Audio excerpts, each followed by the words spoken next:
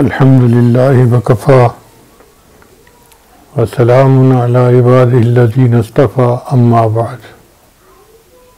اس وقت ملک اور بیرون ملک سے حدیث مبارکہ کی محبت رکھنے والی طالبات ایک جگہ جمع ہیں۔ الحمدللہ ابراہیم اکیڈمی بیرون ملک کی طالبات بھی ہیں، ابراہیم اکیڈمی پاکستان کی بھی طالبات ہیں۔ چترال سے بہت ساری طالبات اس برفانی موسم میں سفر کر کے حدیث کی طلب میں یہاں پہنچی ہیں، اور جامعہ رقیہ لاہور کی تمام طالبات بھی موجود ہیں۔ اللہ تعالیٰ ان تمام طالبات کا یہاں اکٹھے ہونا قبول فرمائے۔ میں حدیث مبارکہ کی تلاوت کر دوں گا اور پھر اس کے بعد انشاءاللہ دعا کروا دوں گا۔ سب طالبات توجہ سے سنیں۔ بسم اللہ الرحمن الرحیم۔ باب قول اللہ تعالی وَنَضَعُ الْمَوَازِينَ الْقِسْطَ لِيَوْمِ الْقِيَامَةِ وَأَنَّ أَعْمَالَ بَنِي آدَمَ وَقَوْلَهُمْ يُوزَنُ۔ وقال مجاہد القسطاس العدل بالرومیہ،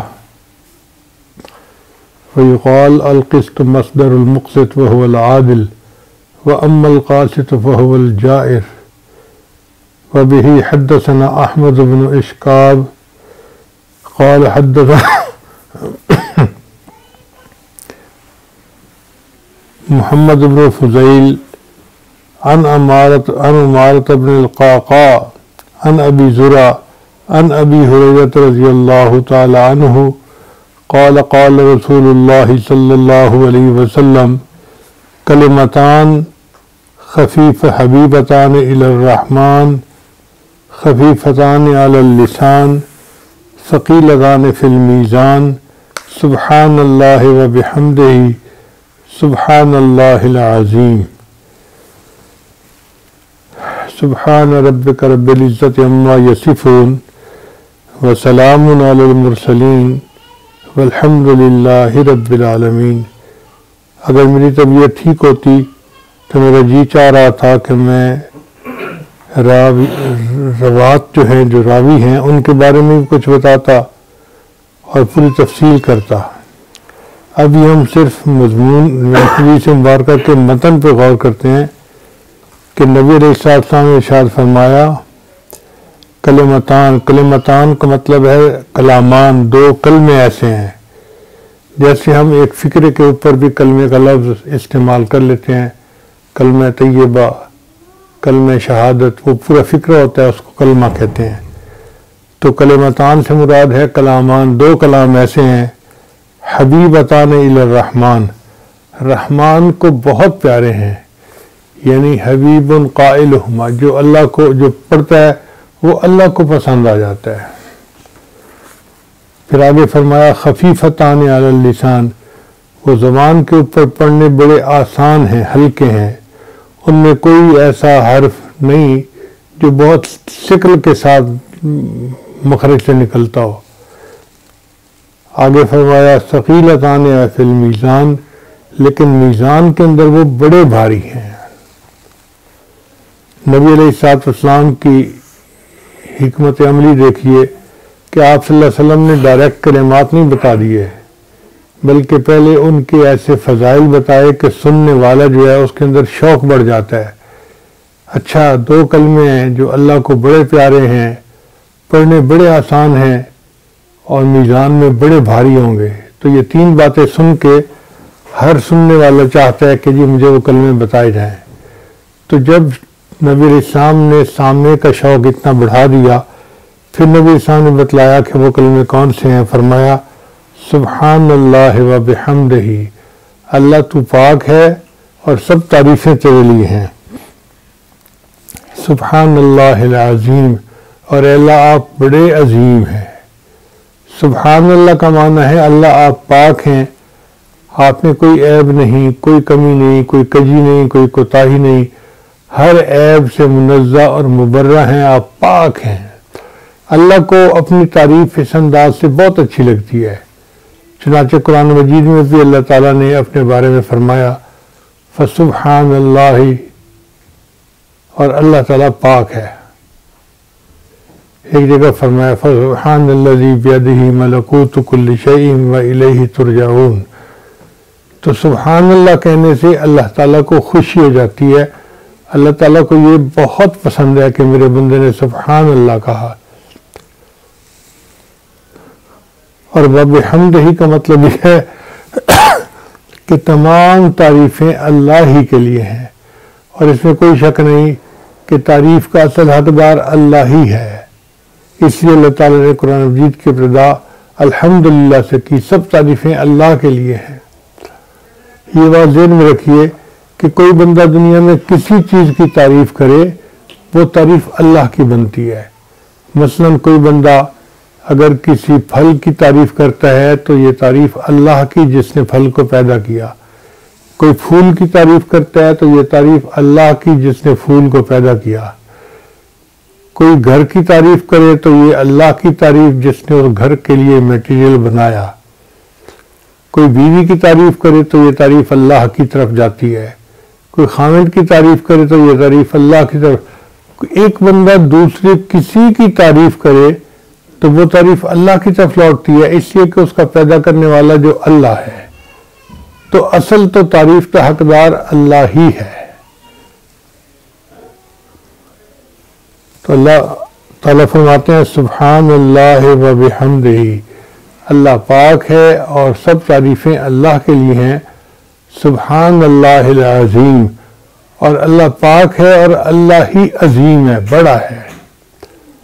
امام بخاری رحمۃ اللہ علیہ نے اس حدیث مبارکہ کے اوپر اس لیے اپنی کتاب کو مکمل کیا کہ وہ جانتے تھے کہ یہ آخری حدیث ہے، میں جاتے جاتے طلباء اور طالبات کو ذکر کی تلقین کر جاؤں تاکہ وہ اپنی زندگی میں اگر ذکر کریں گے اللہ تعالیٰ ان کو پریشانیوں سے بچائیں گے اور اللہ تعالیٰ اپنی حفاظت عطا فرمائیں گے۔ چنانچہ حضرت یونس علیہ السلام مچھلی کے پیٹ میں گر گئے تھے اور ان کو وہاں سے نکلنے کا کوئی راستہ، کوئی مخرج نظر نہیں آتا تھا۔ وہ بڑے مضطرب تھے کہ اب میں کیا کروں۔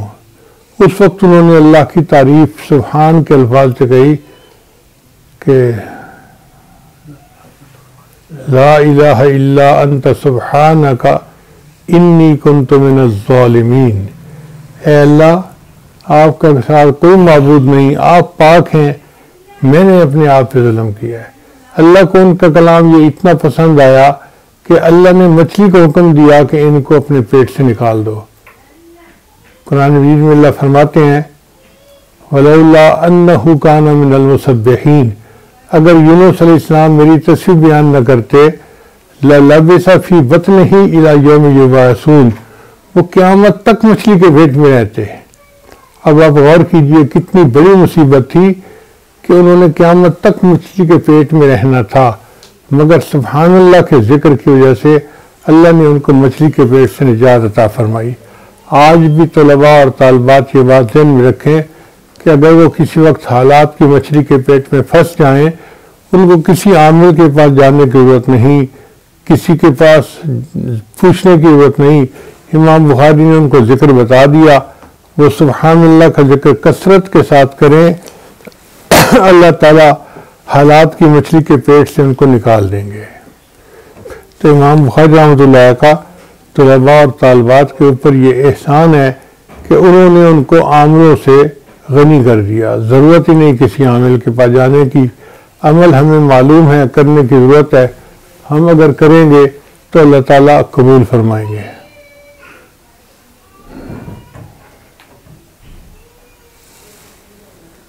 اب اس کے بعد میں دعا کروا لیتا ہوں، تمام طالبات متوجہ ہو کر دعا کر لیں۔ سبحان ربی العلی الوہاب، اللہم صلی علی سیدنا محمد وعلی آل سیدنا محمد وبارک وسلم۔ اے رب کریم، ہم آپ کے عاجز مسکین بندے ہیں، ہمارے گناہوں کو معاف فرما، خطاؤں سے درگزر فرما، عیبوں کی پردہ پوشی فرما۔ کریم آقا، بچہ پریشان ہوتا ہے ماں باپ کی طرف دوڑتا ہے، اور بندہ پریشان ہوتا ہے تو پروردگار کی طرف لوٹتا ہے۔ اے بے قصوں کے دستگیر، اے ٹوٹے دلوں کو تسلی دینے والے، اے خالی جھولیوں کو بھر دینے والے، میرے مالک ہم نے بھی جھولیاں پھیلائی ہیں، اپنی رحمت سے انہیں بھر دیجئے۔ اللہ ہمارے اٹھے ہاتھوں کو قبول کر لیجئے۔ کریم آقا ہم پہ ترس کھا لیجئے، ہم پہ رحم کر دیجئے۔ اللہ ہماری ان دعاؤں کو اپنی رحمت سے قبول فرما لیجئے۔ اے اللہ بہت دور قریب سے طالبات شوق کے ساتھ آئی ہیں اس حدیث مبارکہ کو سننے کے لیے، اے اللہ ان کی طلب کو قبول فرما، ان کے سینوں کو علم نافع کے نور سے منور فرما اور ان کو اپنی مقبول بندیوں میں شامل فرما۔ میرے مالک ایسی بھی بچیاں ہیں جو برفانی علاقوں سے سفر کر کے یہاں آئی بیٹھی ہیں، میرے مالک تیری رضا کے لیے وہ دھکے کھا رہی ہیں در در کے، اللہ ان کا آنا قبول فرما اور ان کے گناہوں کو معاف فرما، خطاؤں سے درگزر فرما۔ رب کریم ہمارے اوپر اپنی رحمت کی نظر فرما۔ اے اللہ بچہ ماں باپ کی طرف دوڑتا ہے اور بندہ پروردگار کی طرف لوٹتا ہے۔ اے بے قصوں کے دستگیر، اے ٹوٹے دلوں کو تسلی دینے والے، اے خالی جھولیوں کو بھر دینے والے، اللہ ہم پر بھی رحمت کی نظر فرما۔ میرے مالک ہم پر رحم کھا لیجئے، ترس کھا لیجئے، فضل فرما دیجئے، ہمیں خالی نہ اٹھائیے، قیامت کی شرمندگی سے بچا لیجئے۔ اللہ جس طرح آپ نے آسمان کو زمین پر گرنے سے روک دیا، شیطان کو ہم پہ مسلط ہونے سے روک دیجئے۔ اے اللہ ہم گناہ نہیں کرنا چاہتے، ہمارا نفس بہت موٹا ہے اور شیطان بدبخت پیچھے لگا ہے۔ اے اللہ ہم نے جو گناہوں کا ارتکاب کیا اپنی رحمت سے سب گناہوں کو معاف فرما۔ پروردگار عالم ہم پر رحمت کی نظر فرما۔ اے اللہ اگر آپ کے دربار سے صرف نیکوکاروں کو حصہ ملتا ہے تو ہم جیسے بدکار کہاں جائیں، ہم جیسے گناہگار کہاں جائیں؟ میرے مولا ہم کس سے جا کر مانگیں؟ کوئی اور حاجت روا بھی نہیں، کوئی مشکل کشا بھی نہیں۔ اللہ آپ ہم پہ رحم کھا لیجئے۔ آپ نے فضیل بن عیاض پر محبت کی نظر ڈالی، ان کو ولیوں کا سردار بنا دیا۔ اے اللہ ایک ایسی محبت کی نظر ہم پہ بھی ڈال دیجئے۔ میرے مالک ایک مرتبہ محبت کی نظر سے اس مجمع کو دیکھ لیجئے۔ تیری ایک نگاہ کی بات ہے، میری زندگی کا سوال ہے۔ کریم آقا نہ ہمارے پاس عمل ہے کہ آپ کو پیش کر سکیں، نہ ہمارے پاس اور کوئی خوبی ہے، بس ہم آپ کے گناہگار بندے ہیں، معافی کے طلبگار ہیں، معاف کر دیجئے۔ اے اللہ کرم کر دیجئے، رحمت کا معاملہ فرما دیجئے۔